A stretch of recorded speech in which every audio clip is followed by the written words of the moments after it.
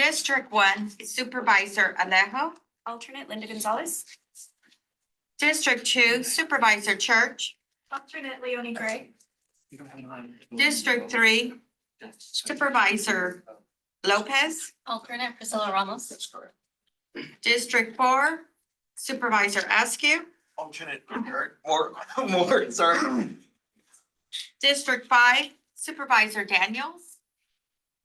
City of Carmel by the Sea. Here. City of Del Rey Oaks. Here. City of Gonzales. Here. Excuse me. City of King City. City of Marina. Here. City of Monterey. City of Pacific Grove. Here. City of Salinas. City of Sand City. Here. City of Seaside. City of Soledad. Here. Ambag. Here. Caltrans District 5. Here. Monterey Bay Air Resources District. Regional Airport District. R.O. Miller here. Monterey Salinas Transit. Oh, here, sorry. CSUMB. Present. Tara, we do have a quorum. Thank you, Eloise. Mr. Strong, can I ask you to lead us in the Pledge of Allegiance? Of course, thank you. Please rise if you're able. Place your hands over your hearts. I pledge allegiance to the flag of the United States of America and to the republic for which it stands, one nation, under God, indivisible, with liberty and justice for all. Two. Thank you.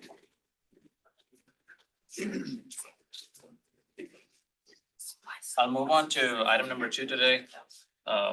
Public comments. Are there any public available remotely or in person who wants to make a comment on any of the agenda items that are not on the agenda? Yes, you have 3 hands raised. Should we start with Dwight Stump? Has a hand raised? You got 2 hands ready for your question. Caller number ending with 2004, please.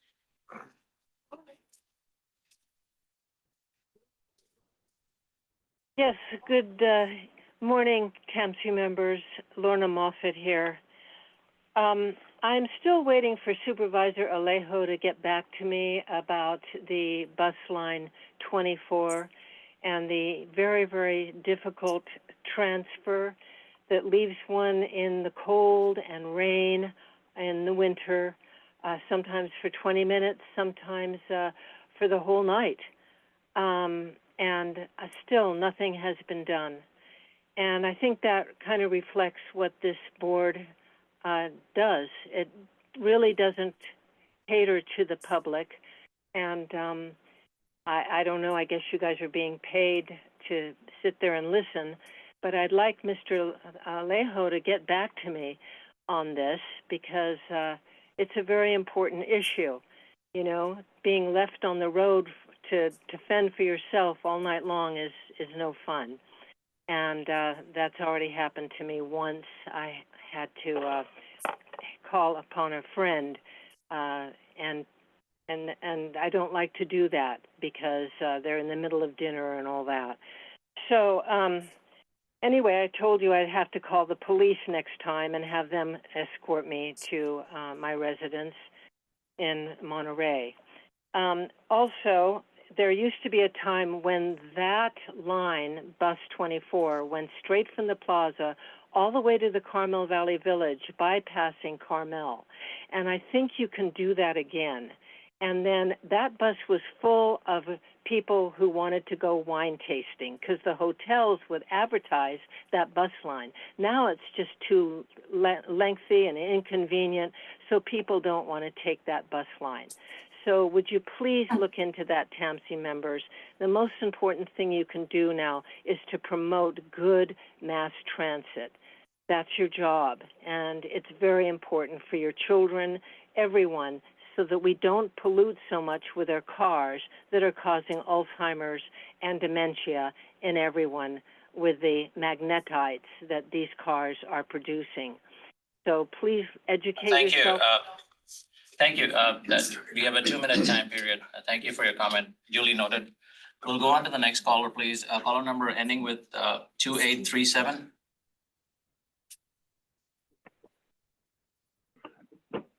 Hello, TAMC members. This is Brian Rosen here. I think, unfortunately, TAMC and MST have a long history of being very unresponsive to the public and what the public wants. For example, quite a few years ago, I remember I was actually helping collect signatures. There was a public outrage over MST's plan to cut down a lot of Monterey pine trees to create a bus maintenance facility. And I just recall even the former mayor of Carmel thanking me, and people were very upset about it. Unfortunately, it got defeated. And then TAMC's history of supporting the Hatton Canyon Freeway was quite shameful, and the opposition was huge. And we won, fortunately, and they didn't destroy that valuable ecosystem. So TAMC's been very much out of touch and continues to be out of touch, like with the SURF project. And you're supposed to be representing the public. You're a bunch of powerful politicians. You're the power elite. And it's kind of a microcosm of what's going on. People are so fed up with their local politicians that they go to someone like Trump, who, you know, is masquerading as for the people. And look what we have now. And, you know, it was I remember when buses were 5 cents one day to celebrate MST's anniversary, and the Carmel Valley bus was packed. And it could be a lot more packed even if it was more convenient. It's just so inconvenient now. It doesn't make sense to have to transfer. It was great for wine tasting and going out to the valley. It was actually a very convenient route. But the current leadership of MST has their mind made up that this is a better way to do it, despite the fact that it was no transfer to go from downtown Monterey to Carmel Valley for so many years. So this is a real shame, and it's very, very inconvenient for the riders. And who wants to ride something that's inconvenient? That's so inconvenient. So I would hope that you would get Rosen. your attention to this. Thank you. All right, any other comments from online? Mr. Stump. Mr. Stump, you have your hand raised. Please go ahead. Yes, can you hear me? Yes. Yes. Good morning.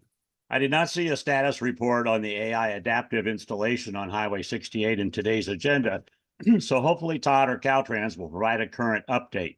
It was April of last year that the board requested adaptive at all 9 intersections, and October of last year that the board approved $500,000 to install AI adaptive at all 9 intersections because Caltrans could not obtain funds. It's now been 2 months since the board approved additional funds for a total of $1.2 million for the project, with Caltrans promising a September timeframe for a completed installation and operation. It's my understanding that a formal co-op agreement between TAMC and Caltrans is necessary to proceed, but so far does not seem to be completed. I sent an email to Todd in April asking about an update on the agreement, but have not had a response. The vendor has not received a purchase order from Caltrans, and they project at least 4 to 6 weeks for just the installation of the hardware, and then a minimum of 2 months for configuration, on-off testing, and incorporating Caltrans parameters before going fully live. The co-op agreement seems like it should be a very simple and straightforward process if the two agencies made it a priority to get it done, to stay on schedule and do this efficiently. Hopefully the board will ask and obtain the reasons why the co-op agreement has not been completed and when it will be done. Unless there is transparency and accountability by both agencies, this AI adaptive project will lag behind and will not be completed when promised. The board and the public deserve this installation as soon as possible so results can be measured and appreciated and thus compared to the original roundabout option. Hopefully the board can obtain answers to these questions today. Thank you. Thank you. No one else? No, that's it. No one else online. Anybody from the room wishing to make a public comment? If not, I'll close public comment. We'll move on to item number 3, consent agenda. Anybody wishing to pull an item from the consent agenda today? Yes. Can I just pull 3.1.4, the disposition of surplus equipment for comment only? Sure. Anybody else? Okay, we'll hear 3.1.4. Why don't you provide your comment for 3.1.4? Yeah, thank you. I understand that part of our policies is to offer the equipment that's gonna be disposed to our member agencies and then to the nonprofits. Given that there's a lot of the computers, mice and keyboards, I would recommend if it would be possible to be able to reach out to the nonprofits, especially, I don't know if we have a list of nonprofits, but Fish Loaves and Computers is a good nonprofit that refurbishes computers and then gives them back to our communities. So if we can reach out to them to see if those computers they're still workable, if they would be able to take them to refurbish. Okay, thank you for the comment. I believe the way it works is it is listed in there whether the equipment is actually working or not. And there is a priority order with respect to how the equipment is donated. But Mr. Hernandez, any further comment from you on this matter? Yeah, so we do have a running list of, nonprofits we reach out to, so that's Loaves and Fishes is also one of the folks we reach out. All right, thank you. Anybody else wishing to comment on 3.1.4? Any other members of the public wishing to pull a consent agenda item? If I see a hand raised, I don't know if it's still. Oh, there was a hand raised. Phone number ending in 2837. Did you wish to pull an item from the consent agenda? Yes, I would like to pull item 341 and item 351. Is this when I give my comment on these? Yes, so 341 is the Surf Busway Measure-X funding agreement, and 351 is the resolution for Proposition 116. Is that what you wish to pull? Yes, please. Okay, why don't we hear your comment on 3.4.1 now? Okay, 2 minutes for 341, correct? Yes. Okay. Now, because costs are going up and up and up and up, as we all know, you're now talking about taking away money from the construction phase of the SURF project and putting that money into the final design pre-construction phase. And then later on, you're going to get construction funding from other sources to make up for that. Well, what other sources? Who's going to lose on this?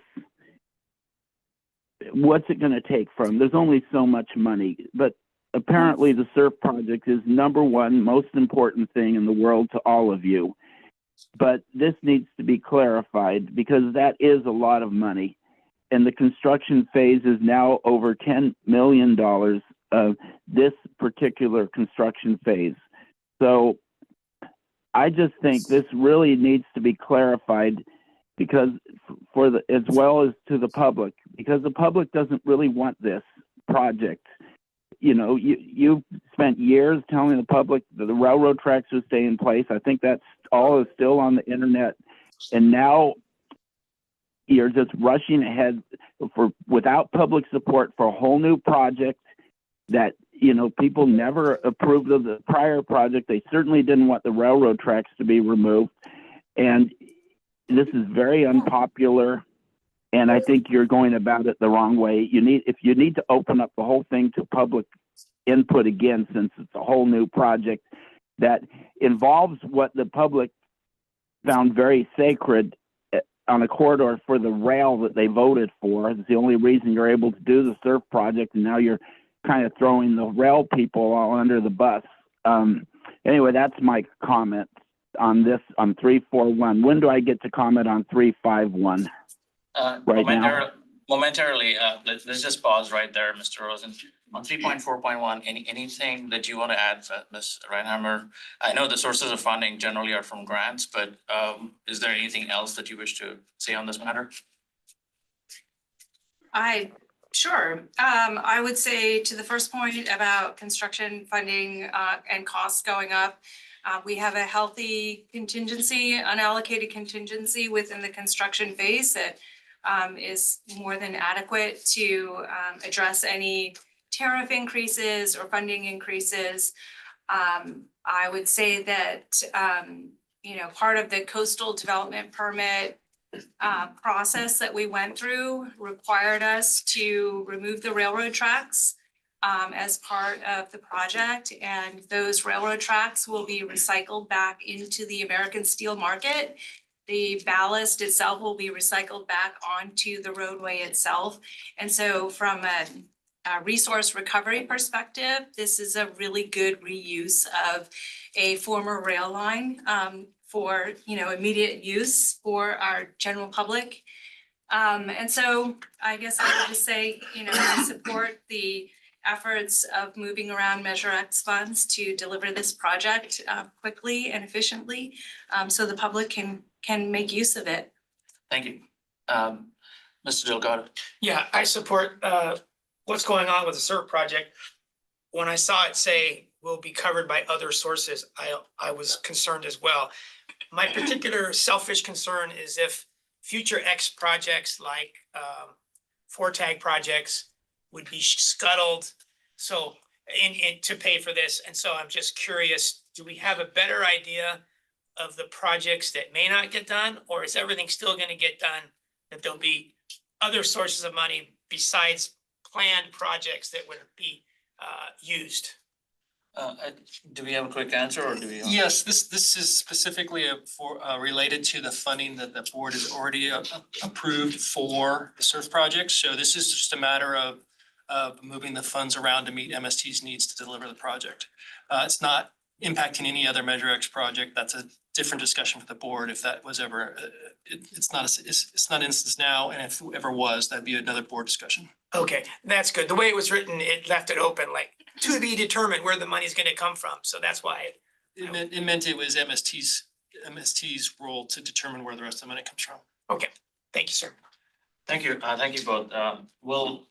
Seeing no other hands here, we'll close public comment on 3.4.1. Mr. Rosen, you have the floor for 3.5.1 public comment.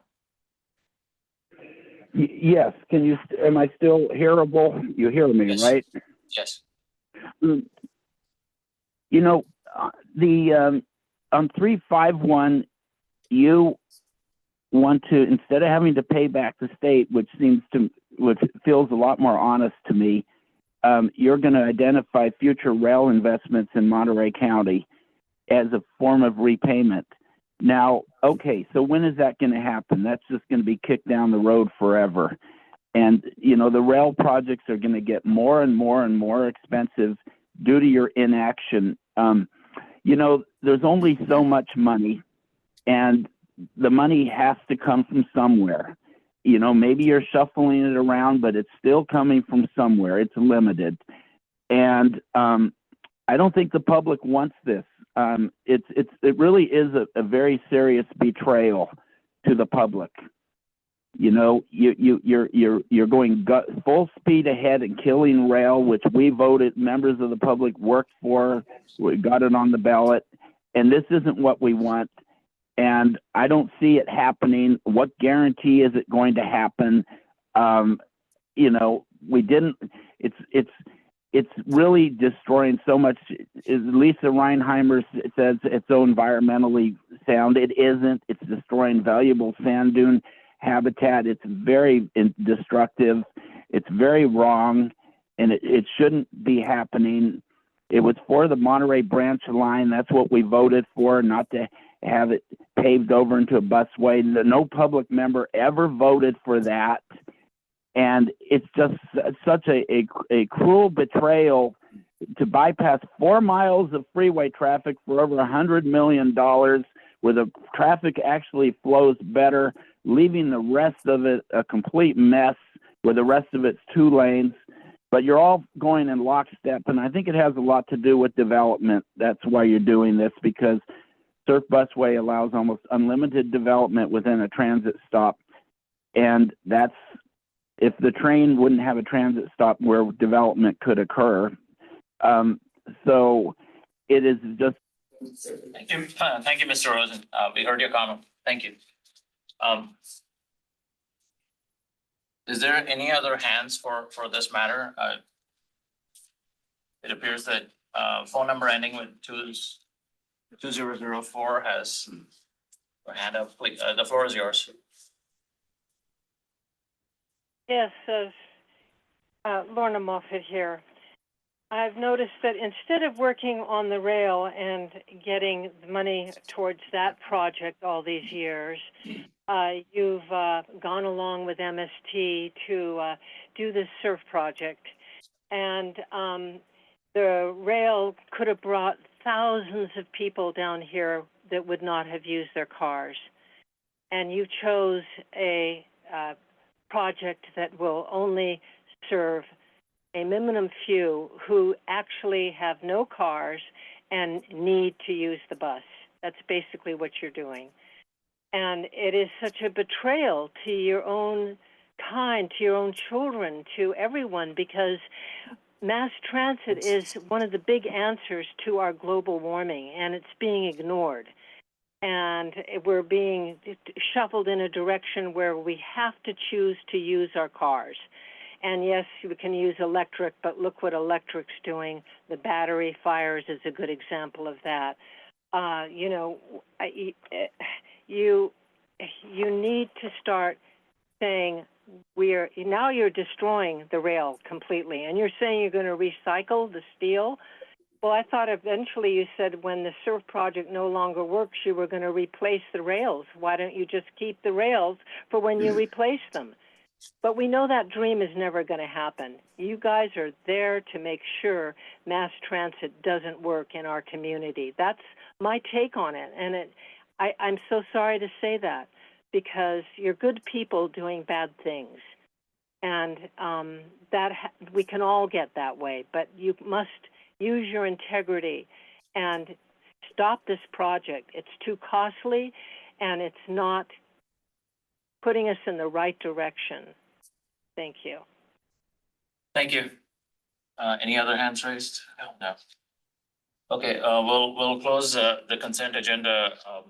Since we don't have any voting members, can we do a voice vote here? We can do a voice vote. Did you want to take that item to the board before we close, or you just want to ask the body if they have? Yeah, any other comment on the consent agenda? I wanted to comment on the last consent agenda that was mentioned by the two members of the public. When they said that we voted for rail, they're probably referring to Prop 116, which was a statewide ballot. And we're crediting back the money because we're not doing rail right now. The rail is dead, not because we didn't want to do rail. That was our option. That was our plan A. And we've had to go to plan B due to lack of funding for over like $200 to $250 million we did not have. So rather than have a dead corridor, we're doing plan B. And as far as damage to the natural habitat, there is minimal damage being done to the dune habitat along this corridor. It was a railroad, like a normal railroad. The only habitat is that which has grown over the railroad tracks that was cleared for the hand cars to be able to operate. And there was no concern by me or others who were doing the clearing of the habitat for the hand cars because it's a transportation corridor. And I think that because we're doing plan B, it demonstrates we're doing the best mass transit we can for this land, given the circumstances. Thank you. Thank you, ma'am. And if there's no more comment to answer your question, Chair, because all of the voting members are here present, we can just take a voice vote. We do not need to do a roll call. Okay. All in favor, say aye. Aye. Anybody opposed? And I'm sorry, Chair, do we do a motion in a second? I'm sorry. We do. So we didn't get a motion or second. Okay, okay, anybody wants to move the consent agenda for approval? I'll move consent agenda for approval. I'll second. All right, thank you, it was Mayor Smith and Carbone, Mary Ann Carbone. All in favor, say aye. Aye. Anybody opposed? Thank you.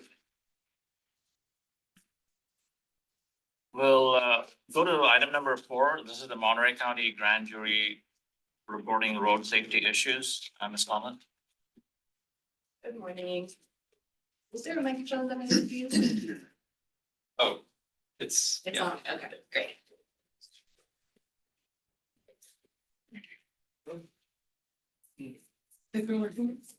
Great, thank you. Yep.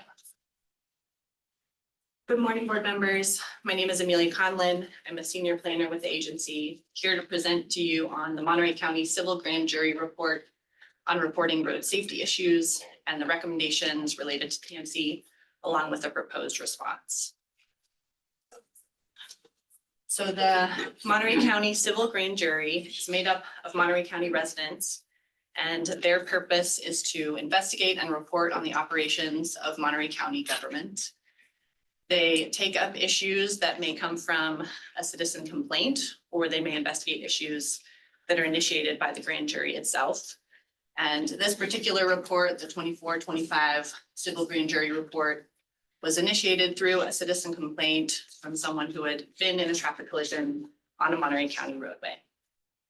And the report has several findings that I'm sure will be familiar to you. First, that it is often difficult to identify the owner of any particular roadway, figuring out whether it is owned by Caltrans, by the county, or by a local city. Second, once you've identified who owns the roadway, it might not be clear how to submit a request for road maintenance or an improvement to safety. And then third, once you've submitted a request, the process to make an improvement can be lengthy and is not always transparent to the public.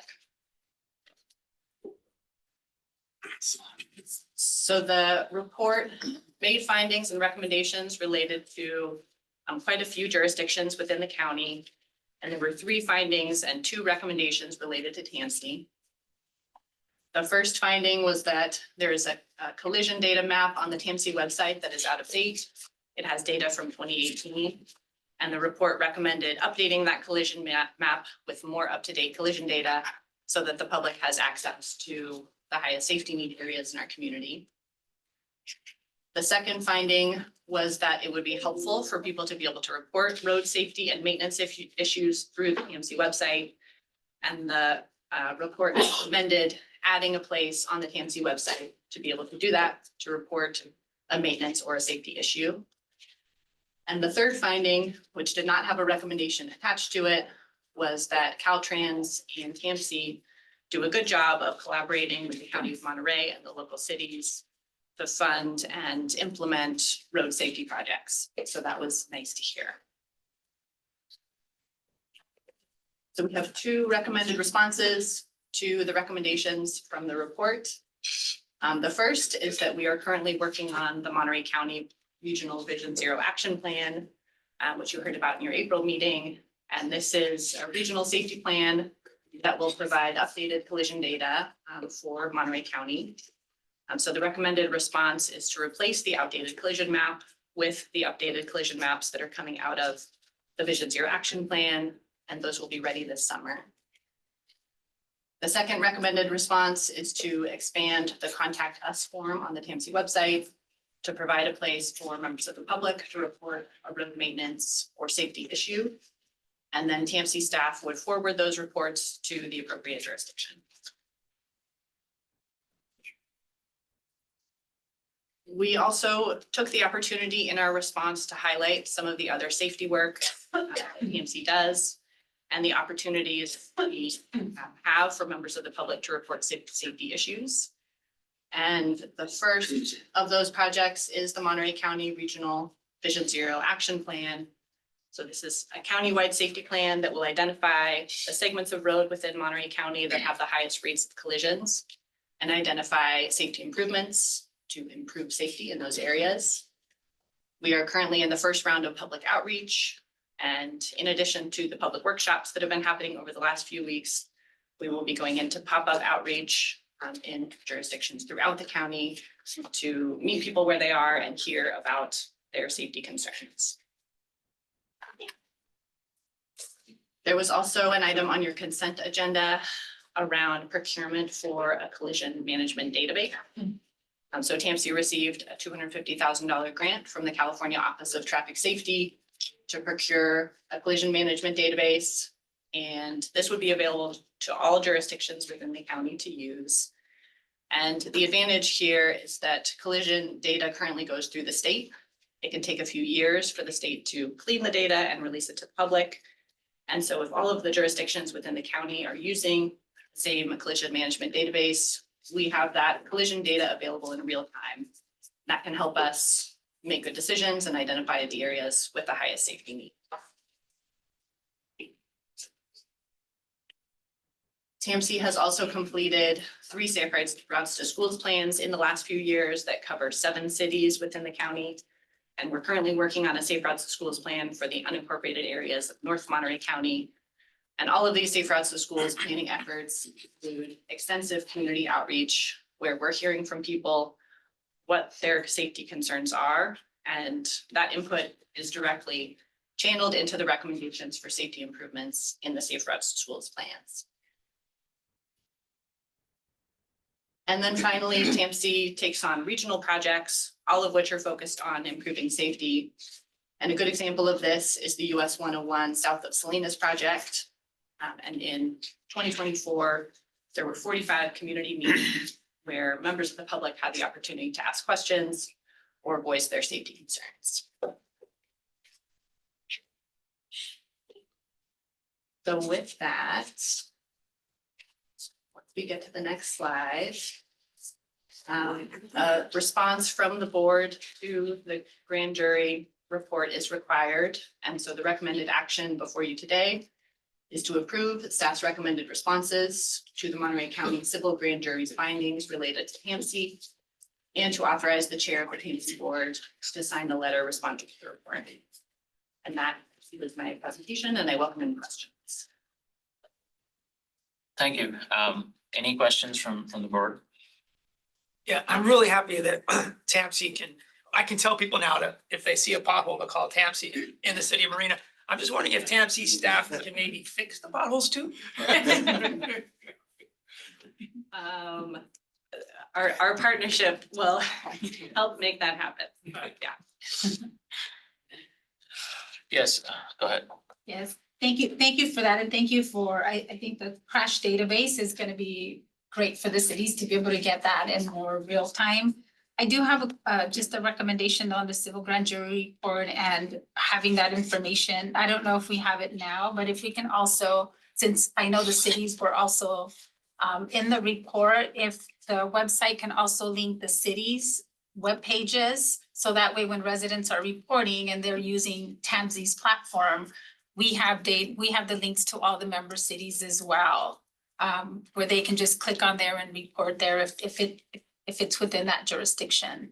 That's my recommendation. I know the county has done a good job, and I'm saying because the county has done a good job in terms of some of their resources that they've implemented with a lot of the different links that are really helpful.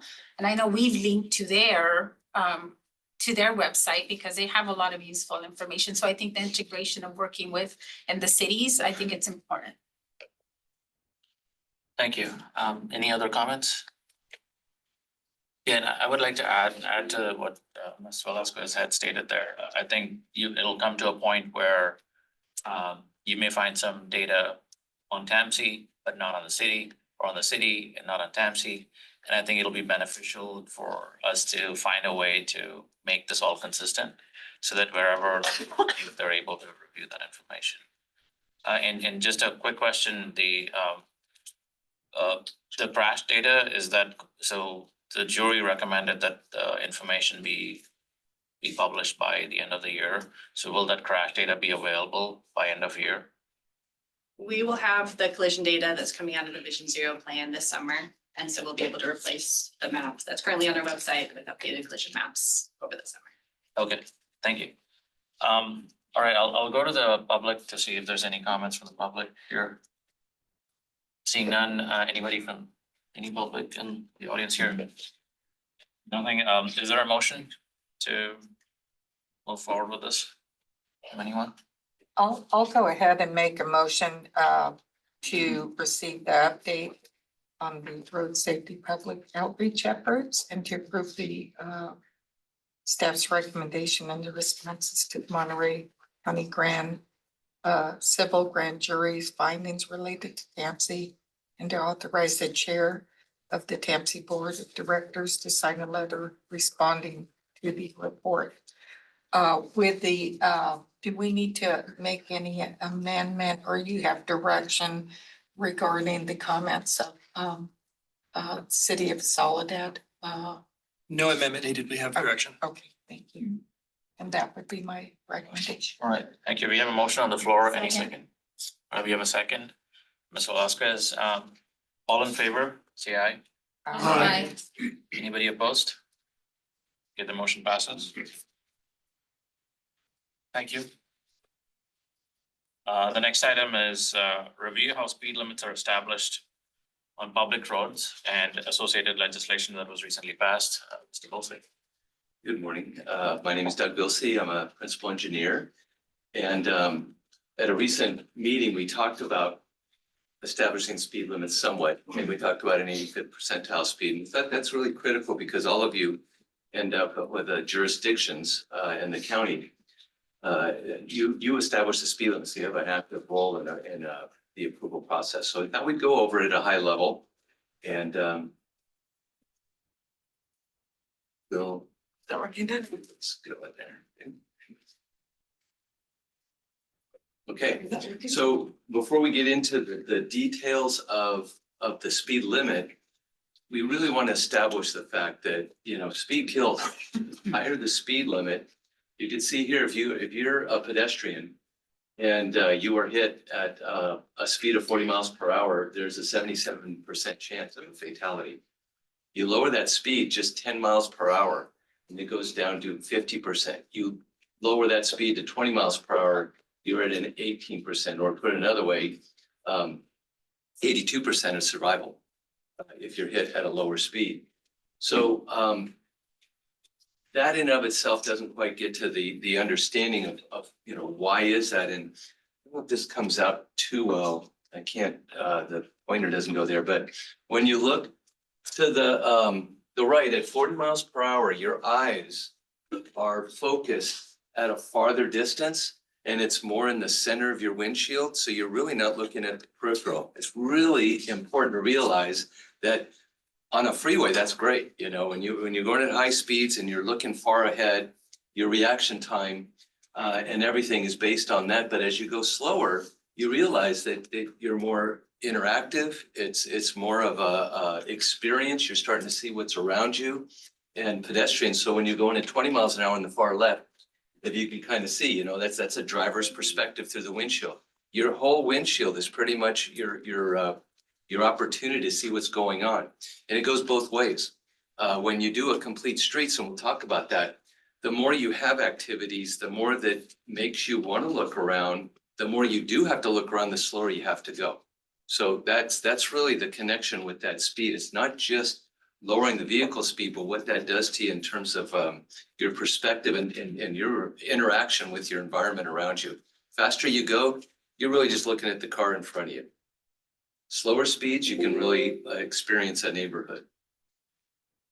So I went the wrong way. Sorry about that.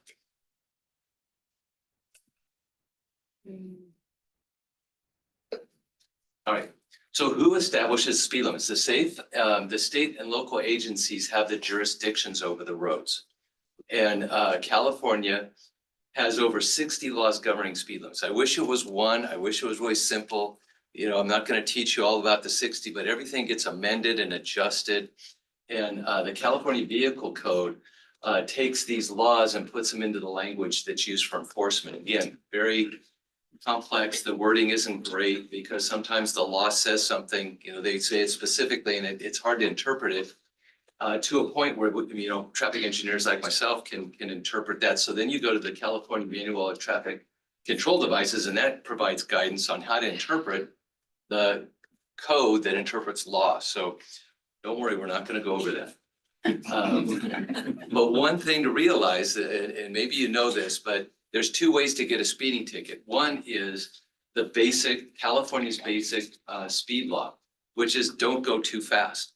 And they don't say what too fast is. And when you go too fast, you'll know it because you'll get a ticket and the police officer says, I just thought you went too fast. That means you could be on a freeway with a 55-mile-per-hour speed limit or a highway, and you can get a ticket for going 20 miles per hour if that's too fast for the conditions. So if you're in a storm, if you're in a bad condition, if it's foggy, you need to adjust because you can be speeding even though you're going under the posted speed limit.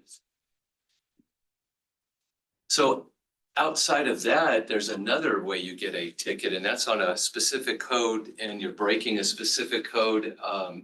And there's two groups of speed limits. One, we call the statutory or prima facie speed limits. And that's, again, you just got to know it. You'll see it by your surroundings, prima facie on the face of it. So when you're crossing a railroad, you should know. You should be going slow. When you're in a residential district, you should know. When you pass your driver's license test, that's some of the things you have to know is the prima facie or statutory speed limits. When a road doesn't fall into those categories, you get into the posted and regulatory speed limits. And that's what we were talking about the other time, this 85th percentile. There's more discretion.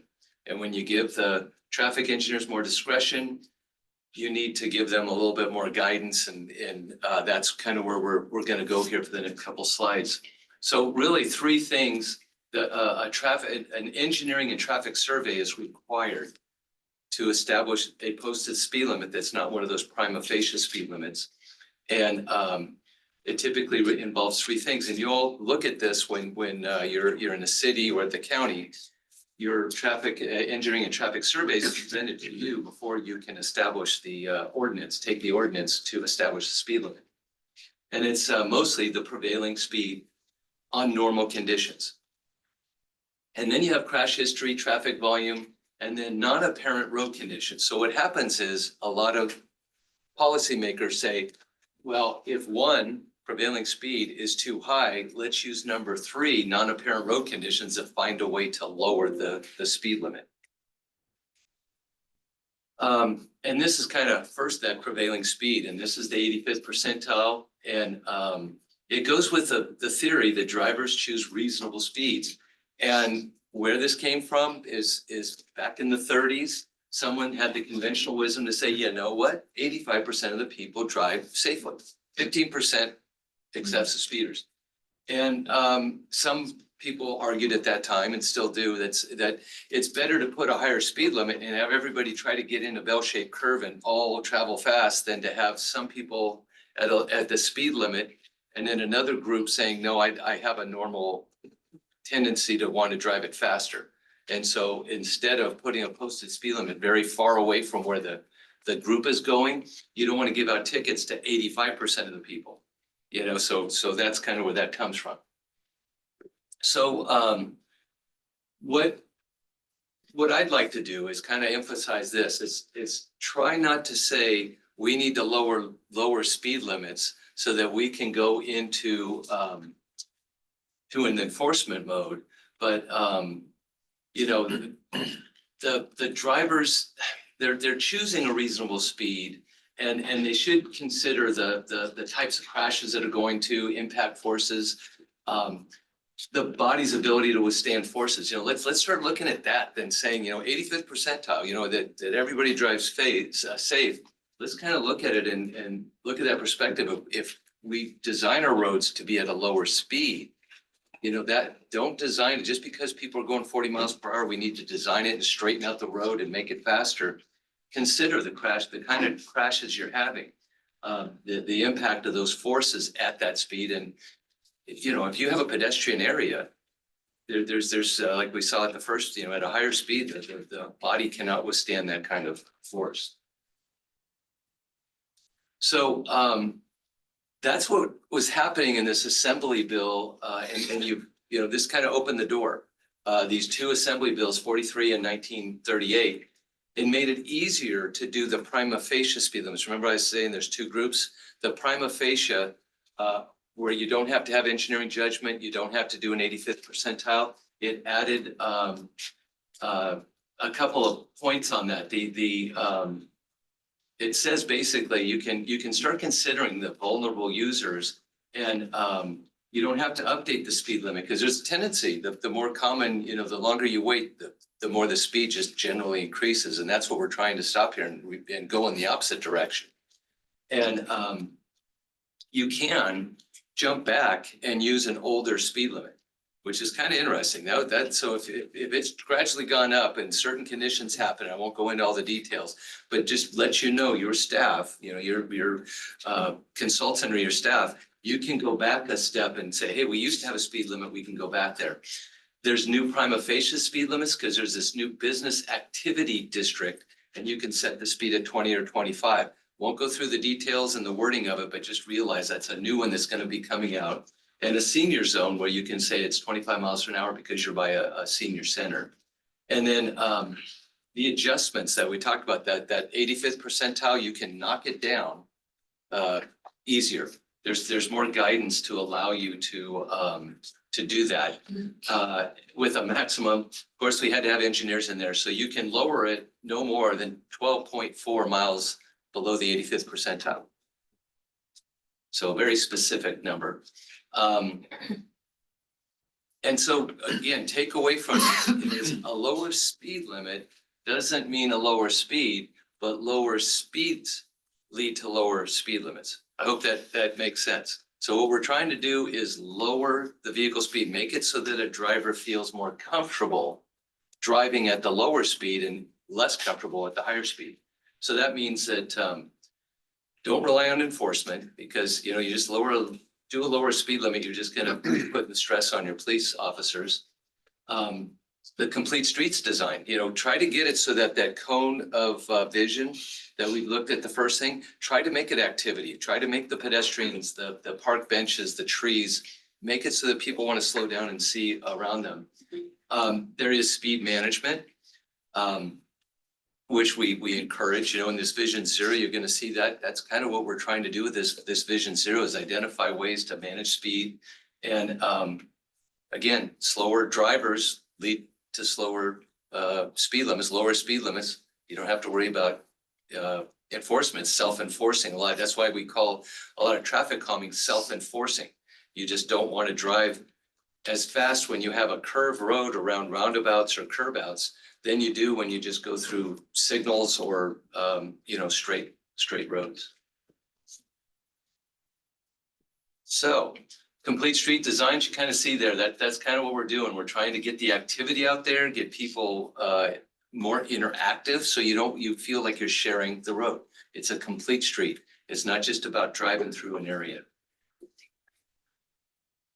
So that's what I wanted to take have you take home from that today, and you all of you with the cities and the county, you will be approving speed limits in the future, and just that opens up doors for your staff. And when you feel about that, I hope, just me personally, I think it's really important to tell your traffic engineers, your consultants, we want a design that lowers the driver speed. Thank you. Just a quick question to start from my side. So thank you for the presentation. So is this something that cities can start doing right away, or is there like a? Yes. Okay. Yeah, so there was a couple aspects in this that they're gonna get guidance in the MUTCD that what's a business activity district, but all of this has been passed. Okay, thank you. Any questions or comments from the board? Go ahead, Mr. Dawson. Yeah, Doug, thank you for the presentation. Well done. And thank you for putting the presentation on the website. Very helpful. So my first question is on traffic surveys. From what I understand, they're good for 10 years now. Yes. Is that okay? Yes. And do you have to have a traffic survey in order to enforce the speed limit that's posted? That's a tricky question. If it's, and I want to get too complex, a prima facie, you don't even need a speed limit in some cases. So sometimes the speed gets posted just because to clarify a prima facie speed limit. To do radar enforcement, that's more of it. You have to have a engineering traffic survey to use radar enforcement, and then you have to post it at specific increments. You have to have your speed limit signs in specific areas, but you have to have a legitimate for those, and to do radar enforcement, it has to be a legitimate engineering traffic survey. So this extends the time that stays into effect. And if you do certain findings, you can go back to a lower speed limit and post a lower speed limit. Okay, so for a residential area, for example, posted 25, would you need a speed survey in order for police to use radar to catch individuals? I'll answer it this way. Some people think, my old boss where I used to work said, I don't want any signs in a residential district because it's a prima facie. So don't post it. People should just know. So you don't have to do that. That's a prima facie speed limit. Some people say putting up the signs may require you to do a survey, but I don't think so. So there's a little bit of discussion there, but a residential district is a prima facie. It's just that when you're driving, you don't know if there's that many driveways. It's hard to calculate if it's a residential district in some areas. So some people post it just to say, you know what, in case you didn't know. So, but what does the law say? So if our police are using radar in a residential area and there's no speed limits posted, we can enforce that then? That's a prima facie. Okay, got it. My next question is, what's the process for a Caltrans road? We've got a highway that intersects Delray Oaks, affects every resident. What is the process there for setting the speed limit, let's say on a road like 218? That's a good question. So they don't have the, let's say, discretion. They don't get as much, and maybe it's a Caltrans question, but basically they don't have as much discretion. And this new assembly bill that we're looking at, and it was in your consent that we're supporting it, it makes it more, gives you latitude to identify a business activity district. So if that new agenda bill passes, yes, Delray Oaks will have a lot more latitude to be able to get Caltrans to adopt a non-prima facie, or a prima facie speed limit. Okay, otherwise it would be based on the traffic survey, right? Maybe this is for. Right, that's kind of their bread and butter. That's it. They have a couple of prima facies, but this doesn't give them, this new agenda bill would give you a lot more latitude to work with Caltrans to say, let's establish a business activity center. And where would I find the latest traffic survey, for example, on a road like Highway 218? I think that's on your website. Yeah. Caltrans does an excellent job at that. They have all their surveys out. It's easy to see them. Okay, and if I could, Caltrans, where is that located on your website? I couldn't tell you right offhand, but we can find the link and send it to you. Appreciate that. Yeah. All right, that's it. Thanks, Doug. All right, any further comments? Yeah, thank you, Chair. Great example of TAMC leadership provided to all the cities and county board of supervisors to understand an issue that you're more expert in than each city might be.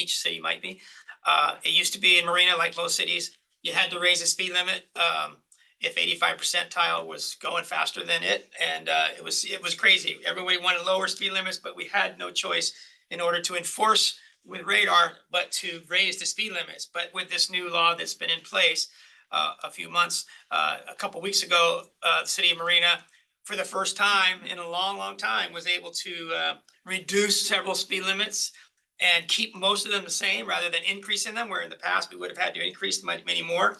And we only are proposing to increase a couple, and those are going through extra scrutiny because we really don't want to increase them. And so I really appreciate the new laws. And a couple of things that you mentioned today weren't provided to the cities, like the 12.4 mile per hour ability to raise the speed limit up to that much or reduce it up to that much. So I learned some things here that I didn't know in our recent cycle. So I'm really thankful that you're providing this to all of us. And that's kind of my role, unofficial role, I guess, or official. All the cities are, I talk to them a lot of times. I'm the resource because not all cities have a registered traffic engineer. So I get calls all the time on other issues, and I'm more than happy to help any of your staff walk through this. Great, thank you. Thanks, Chuck. Thank you. Go ahead. Yeah, I had one question and then one comment in regards to, so for us in the city of Solid, we actually have a county road that runs through the city. And so we see obviously a lot of those traffic impacts. But in this case, and because it runs through the city, would the city have authority to reduce any of those speeds, or do we still need to work with the county because it's still a county road that runs through our city? Same as the Caltrans question, it's essentially the person who maintains the road establishes the speed limit, but working together, and if you have any problems with the county, I think I can help facilitate that discussion because I think we're all on the same page.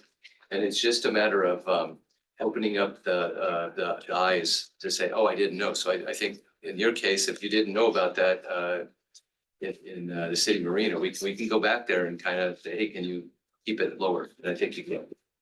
And my second follow-up to that was if we need to post signs, so each city would absorb the cost of the signage, or is this eligible under the Safe Streets funding concept? I think when we redesign a street, the way it would go is, I think, if you look at a road and you want to slow it down, we would come up with a complete street design and we would say, what do we want to design it to? And we want to make sure we don't design it to the posted speed limit by default. So we would design it to a new speed limit. And as part of that reconstruction, we would put in new speed limits. We might wait for the people that react to the slower speeds, take a new speed survey, put up new signs. It's pretty small. I'm sorry, if I could just interrupt a little bit. So the posting and maintenance of signs is a city responsibility, and that's the Measure X funds that go to the local jurisdictions is a great example of one fund source. And then there's the gas tax funds that the cities get from the state that can also be used for that. But it is a city responsibility to maintain your street signs. Thank you. Any other comments? Yeah, Chair. Go ahead. Doug, you said something about the enforcement on the front end, which is obviously my background. It perks my interest. On the education piece and the enforcement piece, we always in law enforcement leaned in heavily to the educational piece because the enforcement piece, although necessary, was there were too many drivers, and that 15% of non-compliant was too great for the resources of most local law enforcement agencies for aggressive enforcement. But I wanted to highlight that a lot of times the general public believes that they aren't guilty of a violation on the roadway because they did not intend to do the speed or run through a stop sign. But the premise of the vehicle code is based on a general intent law without a necessary specific intent to violate. So an important distinction for the education, and I spend a lot of time with my grandson who's got a learner's permit now, with understanding the complexities. You may not intend to violate the law. However, you do by nature of you did it, and it's general intent. So I've been in court a lot of times, and the defenses are, well, I didn't mean to go through that intersection. I didn't realize it was there. And I'm sorry it happened. But the law looks at that as you're responsible to know. And there's no specific intent that is required by the enforcement piece. So it's a huge piece for each community to allow for some place in police, sheriff budgets on the education of the traffic enforcement. And frequently when we're constrained by our budgets, that tends to go away and training is reduced. Educational opportunities that's managed by the police department tends to get cut. So just as a general opinion and statement, that's an area that all cities can assist in, is maintaining that outreach, transparency, education, and enforcement. And when you take resources away from law enforcement agencies, the first thing that's probably going to go away is education, because the essential is enforcement. So it's a balance between education and enforcement to help each community find the right ability to have quality of life in their communities when it comes to traffic. So sorry it's so long, But it's important to never lose sight of the fact that it takes money to have education in every law enforcement effort in every police department.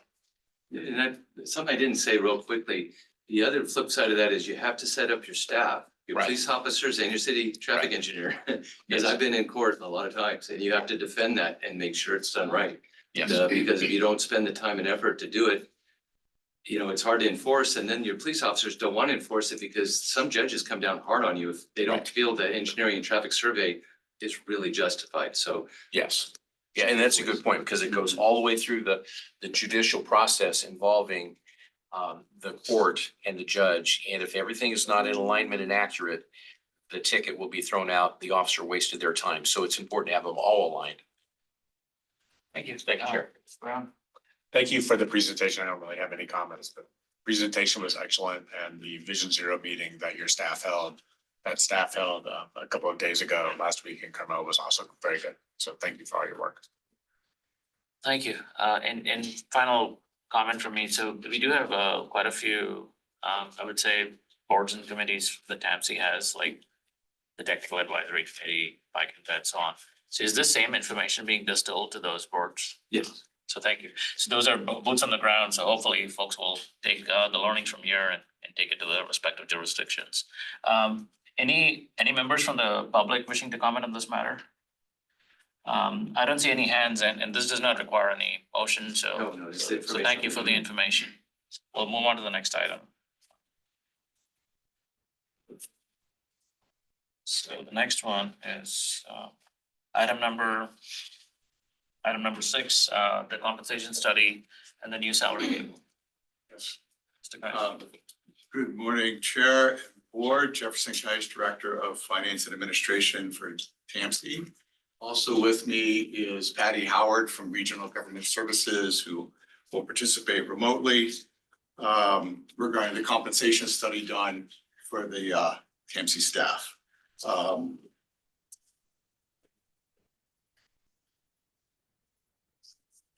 right, so background wise, and as I mentioned in the staff report, we had never really done a formal salary survey. Some early ones were done in 2001, and from there we sort of picked and chose updates here and there. So we did a complete salary survey, and that was a recommendation that I had, and we made it part of this year's fiscal budget. And so the board approved having a compensation study done. We engaged Regional Government Services Authority, who's a JPA doing this kind of work throughout the state and beyond, to do the survey. And we worked with them to kick it off and get the data, not to get the data, to recommend the positions and comparable agencies. And really the key about this study is to make sure we're positioning the agency to be an employer of choice and a place where we retain our staff and we can recruit new staff. You know, as there's always going to be turnover in staff, as life changes and people retire and things happen, we want to make sure the agency is positioned to support this high performing staff we've got. I'm going to bring in Patty now to pick up her RGS. So pick the right button. Are you there, Patty? Yes, I am. Can you hear me? Yes, we can. Thank you. Okay. All right. So, yes, I'm Patty Howard. Thank you for having me this morning. I am the service line lead for Regional Government Services Classification and Compensation line. I've been with Regional Government Services for about 16 years, or since 2016, excuse me. Prior to that, I was an HR generalist with the city of Rockland, up outside of Sacramento. And then 14 years, for 14 years before that, for the county of El Dorado. So I do have a lot of county HR experience, and specifically in class and comp. So at RGS, we strive to be flexible, solution-driven, empowering, and caring. RGS was established in 2001 as a JPA to help local governments meet certain challenges, such as at that point, and seems like always, decreasing revenues, increasing service demands and cost, and the loss of experienced staff. And as of now, we have served over 400 cities, special districts, JPAs, and other local governments and nonprofits in support of government. So we are government, we all have government experience, and we work with public sector agencies, primarily in California. We have worked for cities in the Monterey, Santa Cruz area, such as the city of Salinas, County of Monterey, the Santa Cruz County Transportation Commission. So we have also experience in your specific area as well. When we started the study, as we do with most of our studies, there are a couple of components to the study that we need to establish. One is, what positions are we going to look at for the study? And we recommend that we look at look at we establish some benchmark classes. Those tend to be journey level classes. Sometimes they are single position classes where you have like just one person in a class. Where there is a class series, as you have with your engineers and planners, we recommend that you survey the journey level, because that's going to be the most common class we can find in any of the other comparable agencies. So after looking at the list of classifications for the agency, and after talking with Jeff, we recommended that we look at these 10 classifications that you see: accounting assistant, admin assistant, the associate planner, associate engineer, the clerk of the board, the 3 directors, finance, planning, and program and project delivery, the executive director, and finance officer. Excuse me. The other component we look at are, what are the agencies we're going to look at? What are the comparable agencies? And these 11 agencies were selected. We were provided with a study that was done previously with common agencies in your area, or providing the services that you provide. And so we looked at those. We also looked at cities in your area that people may be either attracted to, or you may be attracting people from. So that was the city of Monterey, city of Salinas, and city of Santa Cruz. For the others, we looked at other transportation agencies that provided the same types of services that you do, and all public sector agencies. We went out, and what we look at is, we go out to the agencies. First, we review your class descriptions, your job descriptions. We make sure we understand what each of the jobs, what the people do, what it's about, what the duties and responsibilities, the minimum qualifications, those types of factors. And then we go out to each of the comparable agencies that have been selected and find what we call match classes for those. We consider the data to be sufficient when we have at least 4 match classes for every one of our study classifications. In this chart, you'll see that these are the ones we were above that with all of the classifications. The director of project and programming and project delivery was the one with the least number of matches, but still had 5.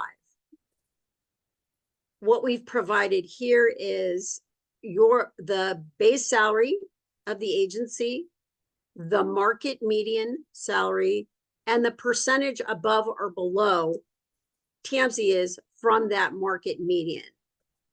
And you can see here, you have 1 classification that we studied that was above the market. 3 were considered competitive, and the remaining 6 were below the market. And just as a caveat, we consider a salary that is within 5% above or below the median to be competitive. So you can see the associate planner was 2.14 below the market, but we would consider that a competitive salary. We also looked at benefits, and so we looked at, this chart shows kind of the major benefits. We looked at medical, dental, vision, social security, deferred comp. We looked at CalPERS or retirement, both for classic and PEPRA employees, and then various leaves. And what we found is that for the most part, the agency is right there where others are. So there's not a major difference in benefits. The one kind of exception, or the couple of exceptions, is you can see the medical contribution that is provided by the agency, the $1,520. That is basically on the low side. Most of the agencies, Caltrans, the city of Monterey, city of Salinas, city of Santa Cruz, the others pay, in some cases, significantly more. But on the other hand, if you look at the deferred comp contribution, the agency contributes 8% to a deferred comp plan for all of their employees. Many of the agencies either don't provide any contribution. They may provide a plan, but there's no actual agency contribution on behalf of the employee. Where there is a contribution, sometimes it's a flat rate, sometimes it's a match, sometimes it's only for executive staff.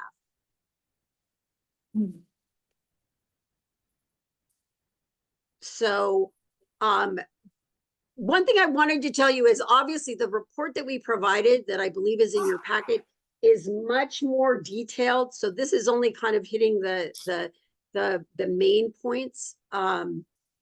So in general, as I said, we found that the benefits were very similar.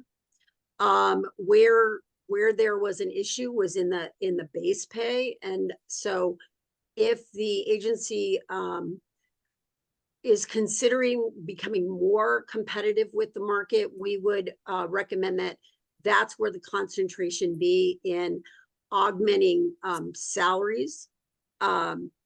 We do recommend that in your class series, between these class levels, such as entry, journey, advanced journey, that would be for your planners and engineers, assistant planner, associate planner, senior planner, principal planner, that there be a 15% differential between each, which is very common. And that's based on the different skills and abilities and requirements needed at each level, and to recognize that level of expertise as you promote up through that series. And finally, as we do with all of our clients that don't have a written compensation policy, we would recommend that the agency adopt such a policy. And in that policy, we would recommend that it have the agencies that you're going to compare to, the benchmark classes, the methodology that you're going to use, whether, at this point, all of the numbers we've provided to you have to do with the median. Some agencies decide that they want to be equal to the median. Some want to be above the median. Some, due to fiscal constraints, can't get to the median. So their goal is to say within 5 or 10% of the median. So, and that's it for the agency to decide what is your philosophy on compensation. But if you have a written policy, then you have a consistent way of setting salaries. It isn't kind of willy-nilly, depending on, who's where at any given time. If someone were to leave the agency and a new person came in, they would understand exactly how to set a salary or where a salary should be, placed in the entire compensation plan. So at this point, Jeff, unless you have other things to add or whatever, that's really the end of my presentation. And I prefer to just open it for questions, and then I can, answer any questions that you might have. Thank you, Patty. Yes, let's do that. I have no further comments, but we're certainly open for questions about this. Okay, I'll open it up to the board for questions. Any questions?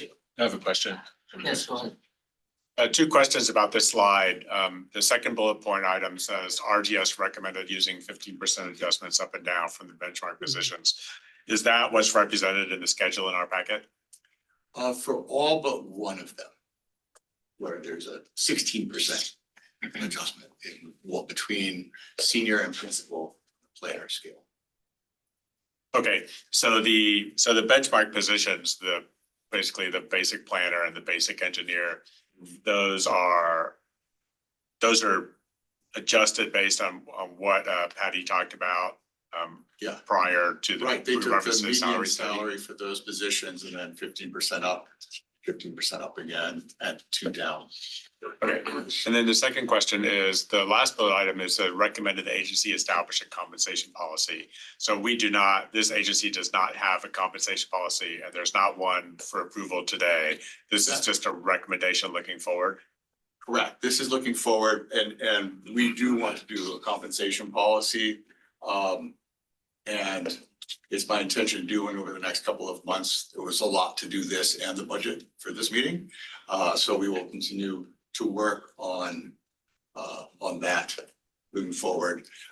Past questions have been, how do we avoid falling behind on things like the COLA? I mentioned in the staff report that over 10 years, we didn't keep up with the COLA. And how do we avoid having that happen? And part of the compensation policy might be indexing the COLA to some, tying it to an index. We don't have to wrestle with that moving forward. We can certainly discuss the terms of comp policy when it comes up. So the compensation policy might be something like, do something like this every 3 or 4 years, and in between use the cost of living adjustments. Yes. Okay, thank you. Thank you. Any other questions? Chair. Yes, go ahead. Yeah, thank you very much. There was a chart that was shown by the presenter that I don't think we have, but it's the benefits comparison. It's hard to read. I don't think that's part of this package. This is distilled from feedback from the executive committee.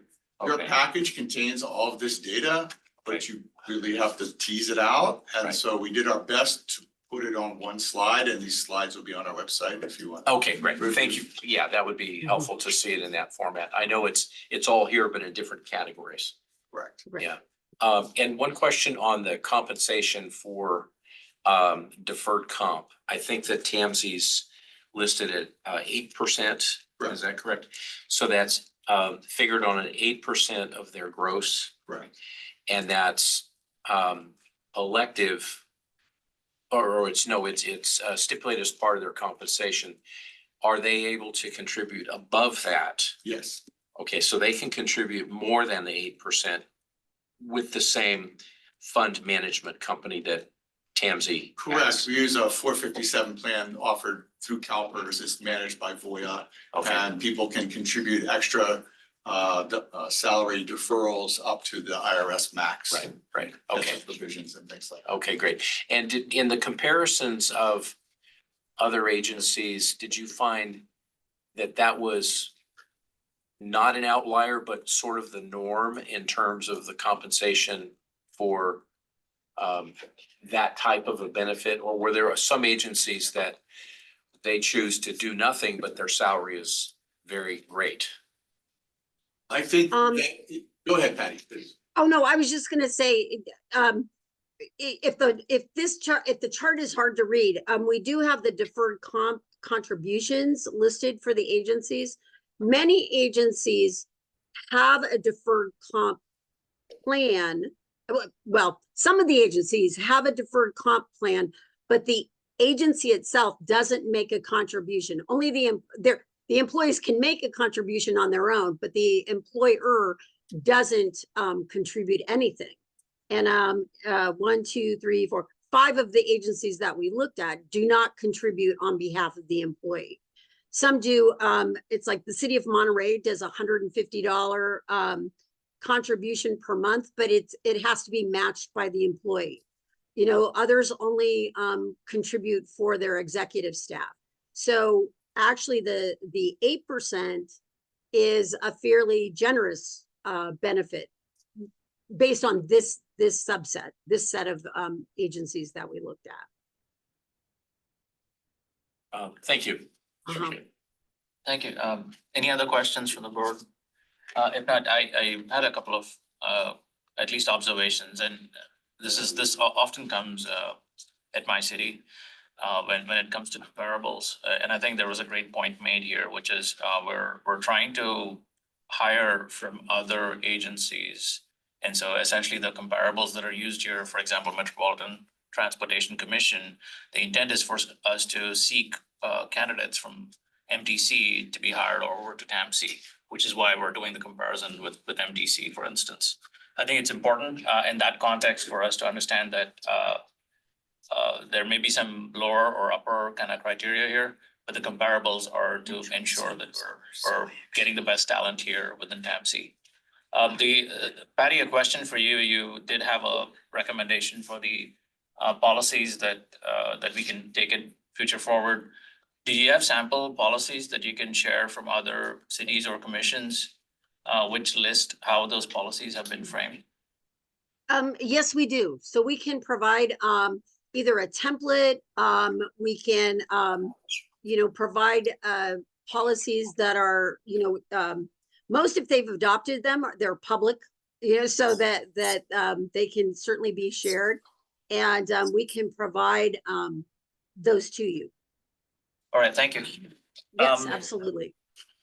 Jeff, thank you for the presentation. Patty, thank you for being here.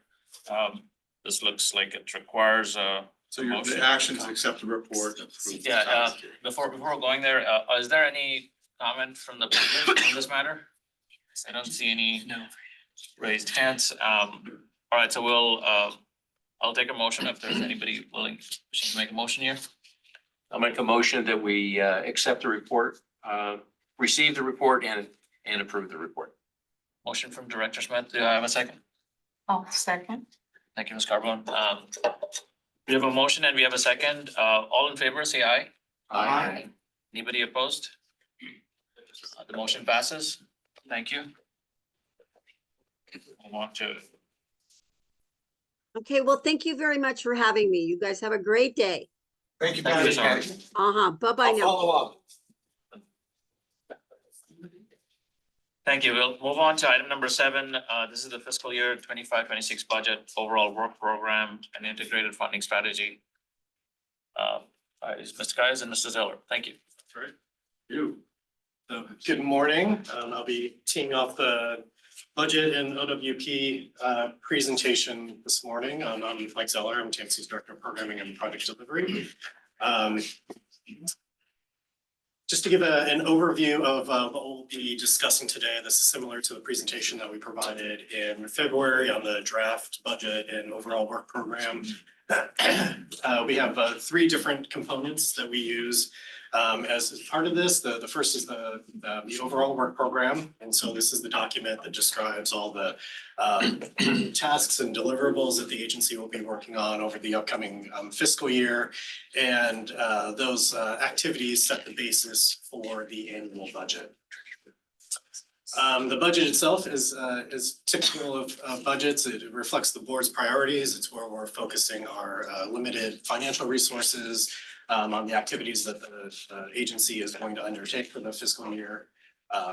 It translates all the plans from the overall work program into the money.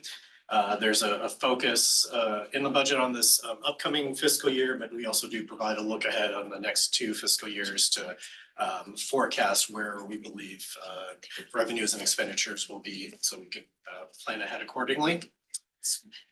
And then the final component is the integrated funding strategy. So this is kind of a larger look at all of the regional projects and programs that generally take multiple years to complete, and the funds that don't filter through the budget itself. So looking at our regional highway projects or safe routes to school plans, these things are included in the 5-year look ahead for the integrated funding strategy, and identifies the different funding sources that we either have secured or anticipate to secure to deliver on those projects and programs.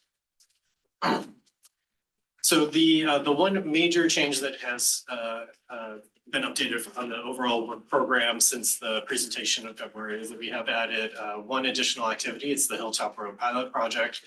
So this is similar to the Toro Park Pilot Project that we worked on recently. This looks at cut-through traffic coming off of Highway 1 onto Hilltop Road in North Monterey County to bypass the traffic and then get hop back onto the highway at Jensen Road. So we'll be working with Caltrans and the County of Monterey on developing a pilot project to discourage that cut-through traffic and encourage folks to use the Salinas Road interchange rather than hopping off and then getting back on at the local drive. Some other highlights in the overall work program that we discussed earlier, we're working on our updates with AMBAG and our other regional transportation planning agencies in Santa Cruz and San Benito to update our long-range regional transportation plan. We've recently completed updating the list of projects and the revenues and expenditures that go into the plan. Over the summer, we'll be working on updating the draft narrative and bringing that back to the board later this year for review along with public comment. We're also coordinating the environmental review of this with AMBAG. As was discussed earlier, we're continuing work on our Vision Zero strategy. We recently had a series of public outreach, public engagement activities, and we have some more coming up as well. So we'll have more information on our Vision Zero program as that moves along this year. On the North Monterey County Safe Routes to Schools, we are going through the election process on this, as if you'll recall from the Salinas Valley Safe Routes to School plan, how we did a participatory budgeting process where we developed stakeholder groups to review potential, make recommendations and review potential projects in their communities to resource certain funds towards those improvements. So undertaking a similar effort in North Monterey County. And that election process is nearing completion, and we'll have more information for the board as this moves forward as well. And then finally, we'll continue work on our Highway 1 Elkhorn Slough Climate Resiliency Project. So this looks at different transportation options to accommodate sea level rise along Highway 1 in Elkhorn Slough, looking at both the roadway and rail projects. This will lead into the environmental phase to look at different alternatives for transportation improvements in this area. And then looking ahead at the integrated funding strategy, some of the highlights here, we have the State Route 156 Castroville Boulevard project. The strategy highlights that we did resubmit for Senate Bill 1 Trade Corridors Enhancement Program, as well as a local partnership program grants for this project. We should hear the state's recommendations on this coming up on June 6th, so very soon. We'll be able to provide more information on that project moving forward. We also have the scenic State Route 68 corridor, which is nearing completion on the environmental phase, and we'll be entering into the design phase for the phase 1 improvements, which is the three intersections at Corral de Tierra, Laurellis Grade, and San Venancio. So that is currently funded in the State Transportation Improvement Program, so that once the environmental wraps up, we'll be able to roll into the design phase. We also have the US 101 South Salinas project, which is in environmental review right now. We also do have secured funding, once that's complete, to move into the design phase. And that'll help set this project up for future grant opportunities. And with that, I'd be happy to, I can take any questions now, or we can hold them till the end. At this point, I will hand this over to Jeff to talk about the budget side of the presentation. Why don't we go to Jeff and then? Thanks, Mike. Morning again, Jeff Geis, Director of Finance Administration. So I'll just point out some of the highlights here. Obviously, TAMC has fiduciary responsibility over multiple funds of money, pools of money that we manage with specific purposes for each of them. And they're identified here on the slide. Many recurring, some are one time. And our funding sources, there's only a little trickle of federal money. I think it's 300,000 in this this upcoming fiscal year, and the vast majority of our funding is state and local money. And we have reserves that fund certain elements as well, such as SAFE and rail. Our budget breaks down into two buckets: operations and direct programs. And so operations is salary, staff, benefits, operating costs, materials and rent, things like that, as well as our capital outlays. And then direct programs are the contracts and dollars that tend to run through the OWP, and project dollars that are not in the integrated funding strategy. So really the projection looks out 3 years with an emphasis on the first upcoming year. So we're talking about 25, 26.